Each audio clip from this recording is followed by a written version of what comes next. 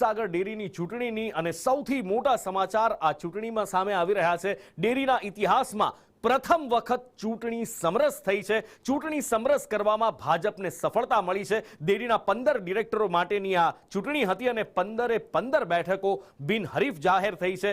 ભાજપના મેન્ડેટના આધારે આ ચૂંટણી સમરસ થઈ છે। વધુ માહિતી સાથે સહયોગી સંવાદદાતા પાયલ યાદવ ફોનલાઈન પર જોડાયા છે। બહુ વખત પછી પાયલ, ભારતીય જનતા પાર્ટીને સહકાર ક્ષેત્રમાં એક હાશકારો અને મોટી સફળતા મળી છે, કારણ કે અત્યાર સુધીની જે પણ સહકારની ચૂંટણી આવી છે ભાજપ સામે ભાજપ દેખાયું છે, પણ આમાં સમરસ કરવામાં એક મોટી સફળતા કઈ રીતે કર્યું ભાજપે? ચોક્કસ નુપુર, જે પ્રકારે વાત કરવામાં આવે તો દૂધસાગર ડેરીની ચૂંટણી જ્યારથી કહી શકાય કે ડિક્લેર થઈ હતી ત્યારથી જ દૂધસાગર ડેરીના જે વર્તમાન ચેરમેન છે તેમની અને ભાજપ તરફથી જે મોવડી મંડળ છે તે તમામની જે પ્રયાસ રહ્યા હતા કે ચૂંટણી જે છે તે સમરસ થાય અને બિનહરીફ થાય। ત્યારે આજે ચૂંટણીના ફોર્મ ખેંચવાનો છેલ્લો દિવસ હતો। 15 ડિરેક્ટરની ચૂંટણીમાં બધા જ બિનહરીફ થયા છે। 63 માંથી 4 ફોર્મ જે છે રદ થયા હતા અને ત્યારબાદ 59 ફોર્મ માન્ય રખાયા હતા અને તમામ 44 જે ઉમેદવારો છે ઉમેદવારી પાછી ખેંચી હતી। આ તમામની જો વાત કરવામાં આવે તો અત્યારે હાલમાં જે પ્રકારે ચિત્ર જે સ્પષ્ટ થઈ ગયું છે કે 63 માંથી જે કહી શકાય 39 ફોર્મો માન્ય રખાયા છે અને જે અશોકભાઈ ચૌધરી છે તે અને તેમના તમામ 15 ડિરેક્ટરો જે છે તમામ બિનહરીફ થયા છે। દૂધસાગર ડેરીના પ્રથમ ઇતિહાસમાં પહેલી વખત આ ડેરીની જે કહી શકાય ચૂંટણી જે સમરસ બની છે। દર વખતે ભાજપ વર્સિસ ભાજપ જોવા મળતું હતું। વિપુલ ચૌધરીનું જૂથ જે છે તે પણ આ વખતે ક્યાંકના ક્યાંક બેસી ગયું હતું અને તેને લઈને ચૂંટણી સમરસ કરવામાં ભાજપનું મોવડી મંડળ સહિતના તમામ નેતાઓ સફળ નીવડ્યા છે। જી પાયલ, માહિતી બદલ આપનો આભાર।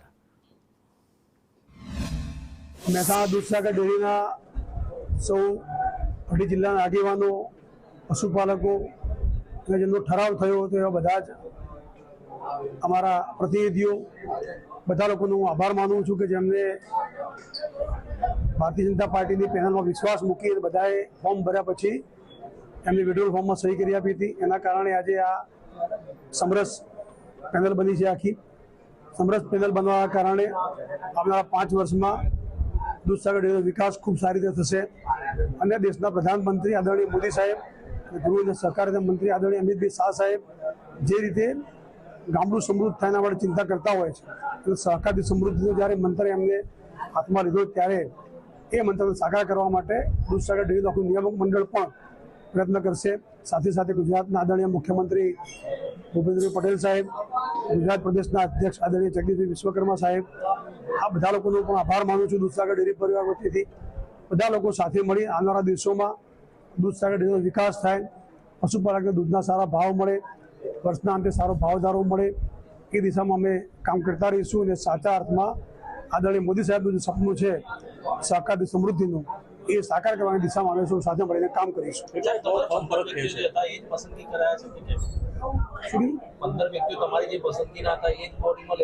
મેં કહ્યું પ્રમાણે લગભગ 60 જેટલા ફોર્મ ભરાયા હતા। બધા જ લોકો ફોર્મ ભરી અને પાર્ટીમાં વિશ્વાસ મૂકી અને બધાએ કહ્યું હતું કે જેને પસંદ કરશો એના સમર્થનમાં બાકીના લોકો ઉમેદવારી પરત કરશે અને આજે હું અભિનંદન આપું છું ચૂંટાયેલા બધા લોકોની સાથે સાથે જેમને ઉમેદવારી પરત ખેંચી છે એ લોકોએ પણ મોટું મન રાખીને જે કામ કર્યું એના માટે એમને પણ અભિનંદન આપું છું અને ખૂબ સરસ બધી જ્ઞાતિઓને સમાવતું ગુલદસ્તા પ્રમાણેનું આખું નિયામક મંડળ બન્યું છે।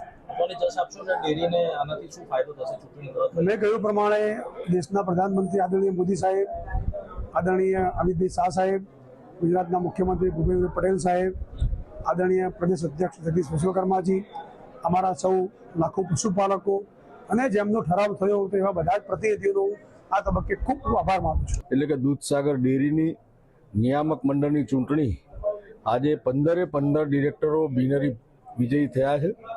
આપના માધ્યમથી હું એમનો અને ત્રણેય જિલ્લાના દૂધ ઉત્પાદકોનો હૃદયથી આભાર માનું છું કે તેઓએ માન્ય અશોકભાઈના નેતૃત્વમાં વિશ્વાસ રાખી ભારતીય જનતા પાર્ટીના પ્રદેશના અધ્યક્ષ શ્રી જગદીશભાઈ વિશ્વકર્મા દ્વારા જે મેન્ડેટ અપાયો એ તમામ 15 ડિરેક્ટરોને વિજયી બનાવ્યા છે। માન્ય મોદી સાહેબ અને માન્ય અમિતભાઈના નેતૃત્વમાં સહકારી ક્ષેત્રે આગળ વધવાની સરકારની જે નીતિ છે એમાં દૂધસાગર ડેરી પણ પોતાનું યોગદાન આપે, દૂધ ઉત્પાદકો પણ પોતાનું યોગદાન આપે અને આવનારા 5 વર્ષ માટે દૂધસાગર ડેરી નવી ઊંચાઈઓને સર કરી અને ખેડૂત અને પશુપાલકો બંનેને આર્થિક રીતે પગભર થવામાં મદદ કરે એ રીતની આખી સિસ્ટમ ઊભી કરી અને ખેતમાં કામ કરનારા પશુપાલકો અને કિસાનો દૂધ ઉત્પાદકના માધ્યમથી પોતાની રોજીરોટી અને સ્વમાનભેર જીવી શકે એવી અનેકવિધ યોજનાઓ સાથે 5 વર્ષ માટે જે મેન્ડેટ આપ્યો છે